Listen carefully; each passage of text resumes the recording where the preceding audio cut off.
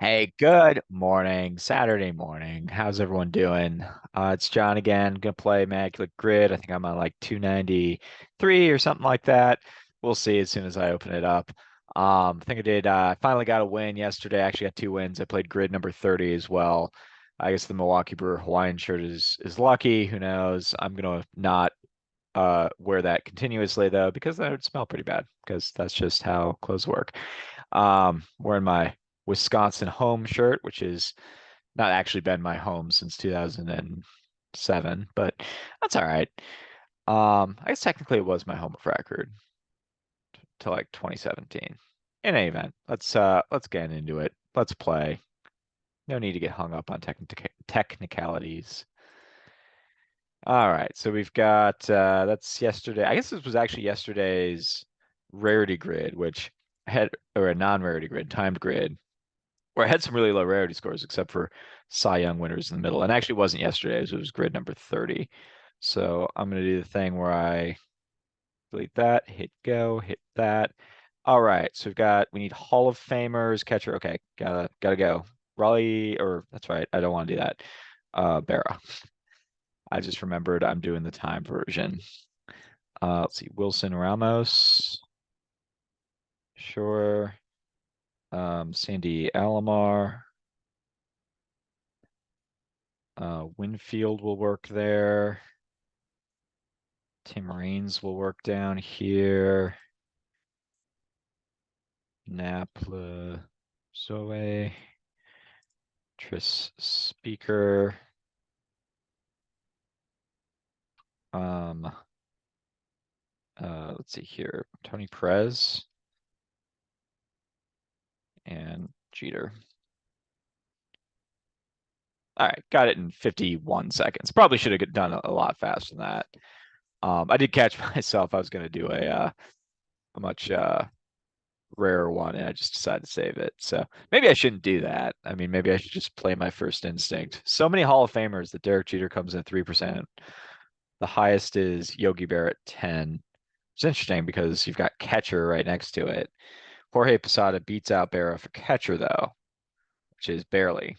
Um, cool. Let's see. You got some interesting percentages there. 38% on Sandy Alomar for Cleveland catcher. That is the highest one. Um, okay, cool. Well, still got it in under a minute though, despite a little bit of hesitation. That was a pretty easy grid to get something on, but let's see how we can do on rarity. I will do the thing where I stop share and restart my share. I guess I need to share that one. Why does Heath Bell get an action shot and everyone else is like a staged photo, but Heath Bell gets a shot of him in game? There's a few examples of that. All right, so now we've got fresh slate here. So for Hall of Famers, we're mostly going to think of people who made the Hall of Fame and played games with these teams, but not necessarily we're not necessarily known for playing with these teams. Um, the name I was thinking of for Rarity is Raleigh Helmsley, who I've used a lot. He'll work on either of these. Um, Trying to think a good Darren Fletcher. That's a good baseball name.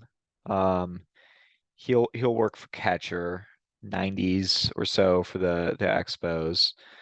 Um, and let's see here, 2000 hits. Relevant is that Todd Zeal plays for both of these teams and just barely got there. He had like 2003 hits or something like that. So he will work. I think the smart play would be to put him here. And up here for the Yankees, you probably just have a ton more options.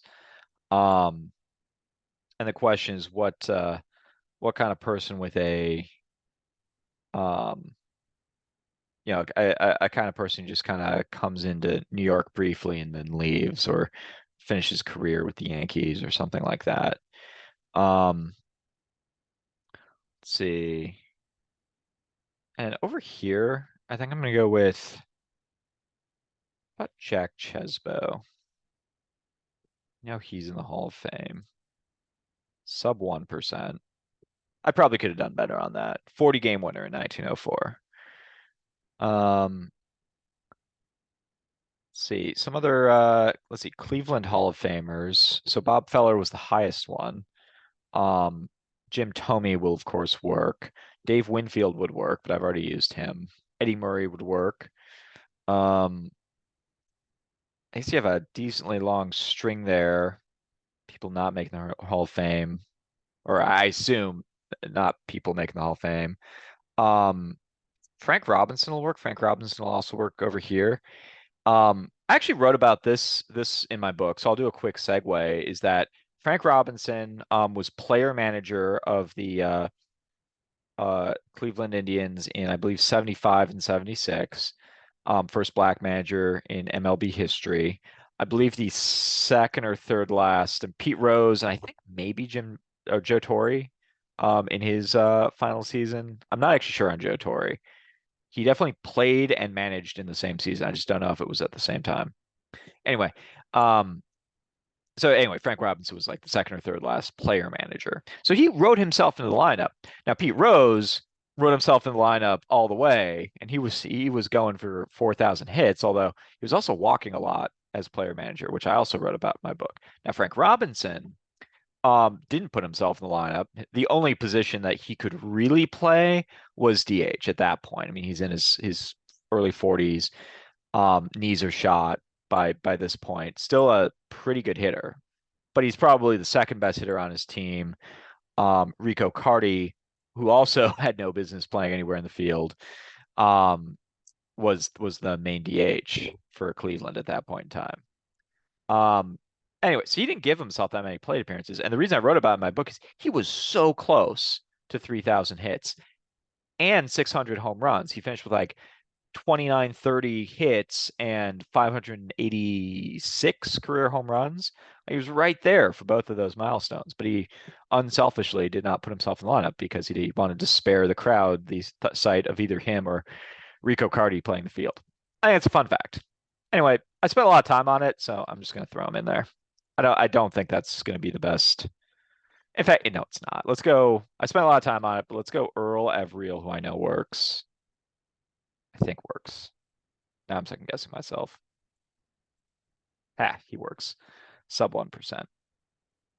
Of course, he was more of maybe Frank Robinson would have been better now that I'm thinking about it. I mean, what I just said is a fairly famous story. I mean, at least him being a player manager.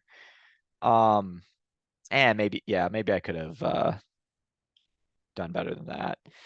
Um, and then over here for a Hall of Famer, I believe Joe Sewell, who I think among people that we have really good data on has the lowest strikeout rate of all time among hitters. He's a Hall of Famer, 0.3. So I'm not going super low here, but I'm doing okay. I'll go ahead and get Raleigh here. I know he works. He was even an all-star. Yep, so he's an order of magnitude lower than these guys. And then how do we feel about Rick Cerrone? 4%? Really? Okay. Well, he's kind of an immaculate grid superstar. I'm trying to rationalize this. He's an immaculate grid superstar, and he's that logo, by the way, looks fake. It looks weird. It's too fat. The ends and the end and the Y are too fat. But yeah, he's an immaculate grid superstar. He works for a bunch of teams, and he is featured there with the Yankees with a weird helmet. So, um, let's see here. Let's try to think about who's going to be the best national slash Expos Hall of Famer. So I used Tony Perez, which was maybe maybe I shouldn't have done that because he might be the best. Andre Dawson, Gary Carter both work. Tim Raines works. So those are three superstars who made their names with the Expos. Obviously, Pete Rose is not in the Hall of Fame, obvious reasons, but he would work over here. Um, let's see. And then you've got Pedro Martinez will work. Vladimir Guerrero works. Really seems like I made the wrong call by using Tony Perez. Um, trying to think, does anybody else work? The Expos started in 1969. Did anyone just sort of sneak in there for a little bit and then leave? Um, One thing I think I will do is just go ahead and use Todd Zeal. So he goes point 0.2. And I knew that would work because he has the like as low as you can get without being under 2,000 hits. Zeal, of course, is not in the Hall of Fame. I'm trying to think, did any? Oh, Larry Walker's in the Hall of Fame, so that's an option. Um, anyone else from those teams? Jeff Reardon is not in the Hall of Fame. So other big time relievers. Gossage does not work. Suter does not work. Um, Fingers does not work. Eckersley does not work. Okay, so I'm talking myself out of using one of those guys. Did anyone sneak into Washington in one of their first years? I don't think so. Um, so it seems like it's a bunch of obvious people in Tony Perez. Andre Dawson is maybe less obvious as a Hall of Famer because it took him so long, but he's very famous as an Expo. Larry Walker might be the option there. He was inducted in COVID year, so maybe that'll be sneaky. I don't know. I'm gonna go with Fletcher over here. I'm just not thinking of super rare catchers. Fletcher takes 2%. Okay. Um,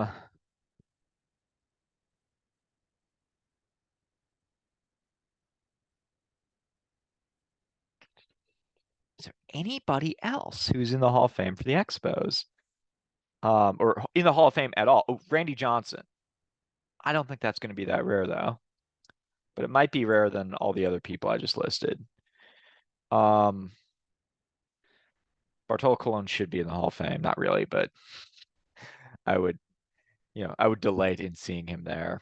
Um, let's see. Cano is at 2,000 hits. I'm not sure on Teixeira or Tino or Giambi. Giambi, I think, is a no because he walked so much. Tino's a maybe. Not sure on Teixeira. He retired kind of early, so maybe he doesn't get to 2,000 hits. A-Rod, of course, works. Boggs works. Jeter works. Um, I had looked at the 2,000 hit list because 2,000 hits is not a crazy number. It's, um, you get there with 140 to 50 hits over 15 years. It's not exactly a like an unattainable goal, right?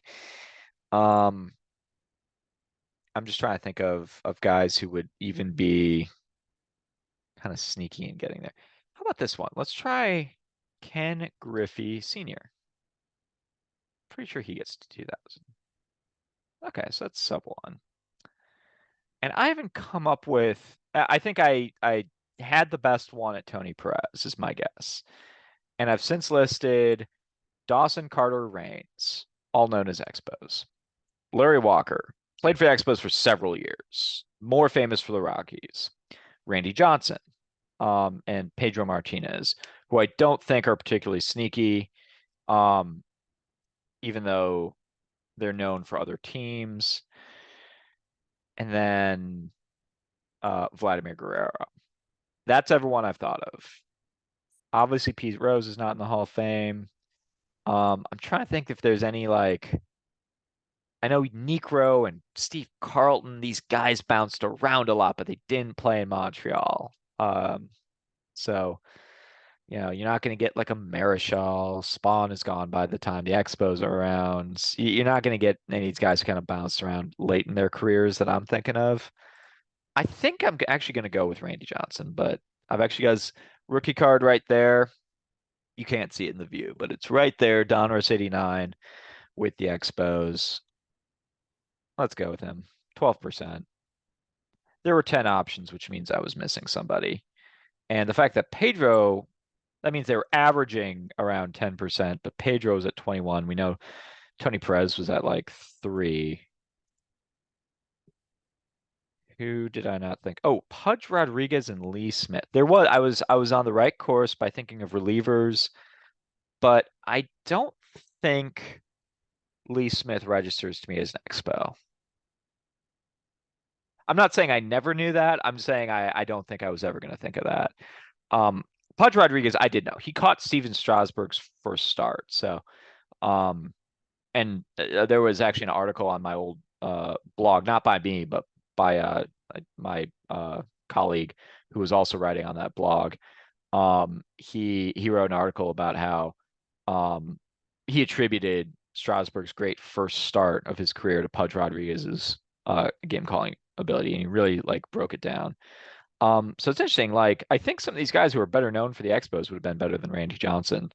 So this is a case of me getting 8 out of 10 of the options, one not knowing, and one forgetting, and but still clearly choosing the wrong one. So all right, well, Rarity score of 21 is still decent. I'll take it.